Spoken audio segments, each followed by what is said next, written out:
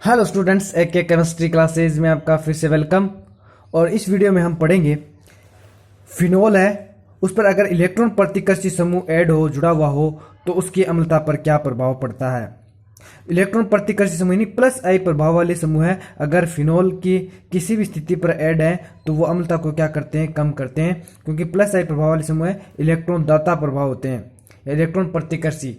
ये क्या करेंगे, इलेक्ट्रॉन घनत्व को बढ़ाएंगे। फिनोल के ऑक्सीजन एटम पर क्या करेंगे, इलेक्ट्रॉन घनत्व को बढ़ा देंगे, जिससे H प्लस का निकलना मुश्किल हो जाएगा। और जब H प्लस जितना मुश्किल से निकलेगा, अम्लता में क्या आएगी, कमी आएगी। तो प्लस आई प्रभाव वाले समूह है व्युत्क्रमणानुपाती होते हैं अम्लता के, अर्थात अम्लता को क्या करते हैं, कम करते हैं। एल्काइल जो ग्रुप है, इनका प्लस आई प्रभाव होता है, ये अम्लता को क्या करते हैं, कम करते हैं। तो CH3 समूह है, एल्काइल है, तो ये अगर फिनोल के साथ ऑर्थो पैरा और मेटा पोजीशन पे जुड़ा हुआ हो तो अम्लता पर क्या प्रभाव, क्या असर दिखाता है, वो देखते हैं।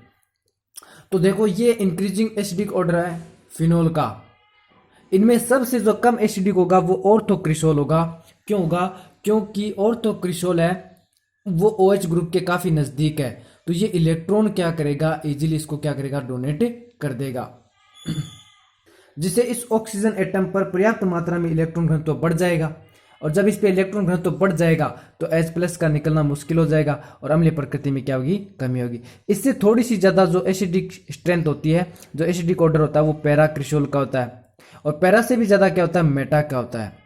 क्योंकि मेटा स्थिति पर है वो रेजोनेंस होता नहीं है, और रेजोनेंस नहीं होता है तो वो इजीली सारे के सारे इलेक्ट्रॉन है वो ऑक्सीजन, मेटा स्थिति पर जो यानी मेटा क्रिस्टल है वो, इससे क्या होगा, पैरा की कंपैरिजन में थोड़ा ज़्यादा एसिडिक होगा।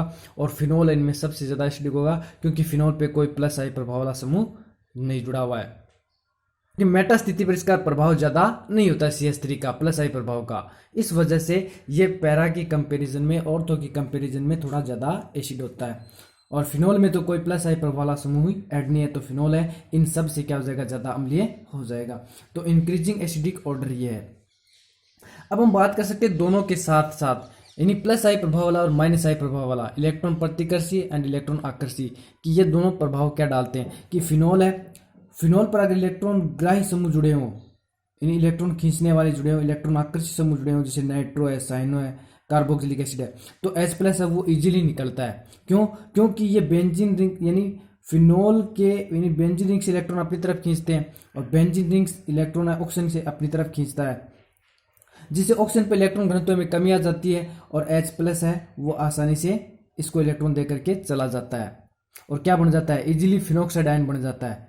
और ये जो फिनोक्साइड आयन है वो अनुनाद के द्वारा क्या हो जाता है, स्थायी हो जाता है। तो ये जो NO2 ग्रुप, साइनो और जो कार्बोक्सिलिक जो ग्रुप है, ये इलेक्ट्रॉन आकर्षित समूह होने के कारण है, ये क्या करते हैं, यानी इलेक्ट्रॉन अपनी तरफ खींच करके नेगेटिव चार्ज को कम करते हैं और स्टेबिलिटी को बढ़ाते हैं। इस फिनोक्साइड आयन की स्टेबिलिटी को क्या करते हैं, ये बढ़ाते हैं, ये जो समूह है।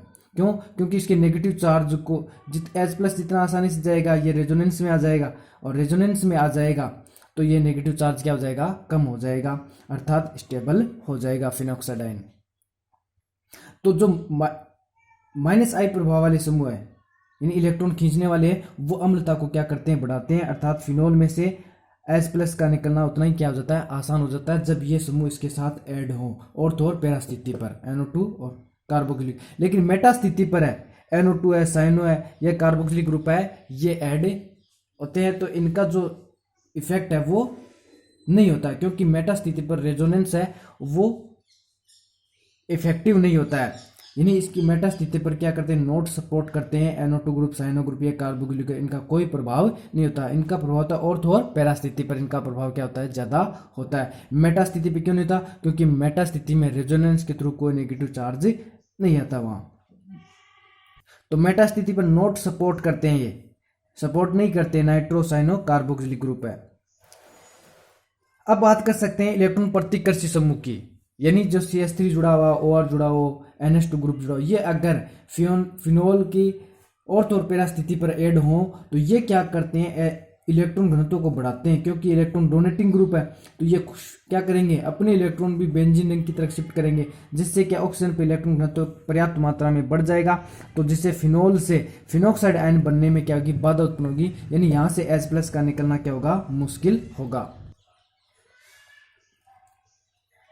इसके अलावा ये जो ग्रुप है, मिथाइल ग्रुप है, OR ग्रुप है, एमिनो ग्रुप है, ये क्या करते हैं, इलेक्ट्रॉन बढ़ाने के कारण, यानी इस बेंजीन रिंग पे इलेक्ट्रॉन घनत्व बढ़ाएंगे, जिससे नेगेटिव चार्ज भी क्या होगा, फिनोल के ऑक्सीजन पे नेगेटिव चार्ज भी फिनोल के ऑक्सीजन पे नेगेटिव चार्ज भी बढ़ेगा, यानी इसको कम नहीं करेंगे, इसको बढ़ाएंगे। तो इसको जब बढ़ाएंगे तो इसकी स्टेबिलिटी क्या हो जाएगी, कम हो जाएगी, डिक्रीज हो जाएगी। अतः प्लस आई प्रभाव, यानी इलेक्ट्रॉन प्रतिकर्षी समूह क्या करते हैं, अगर फिनोल की ऑर्थो और पैरा स्थिति पे जुड़े हैं तो अम्लता को क्या करते हैं, कम करते हैं।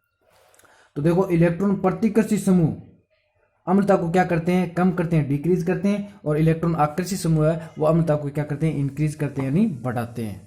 ओके स्टूडेंट, ये था प्लस आई और माइनस आई प्रभाव का फिनोल पर, प्लस आई प्रभाव और माइनस आई प्रभाव वाले समूह का फिनोल की अम्लता पर डायरेक्टली प्रभाव।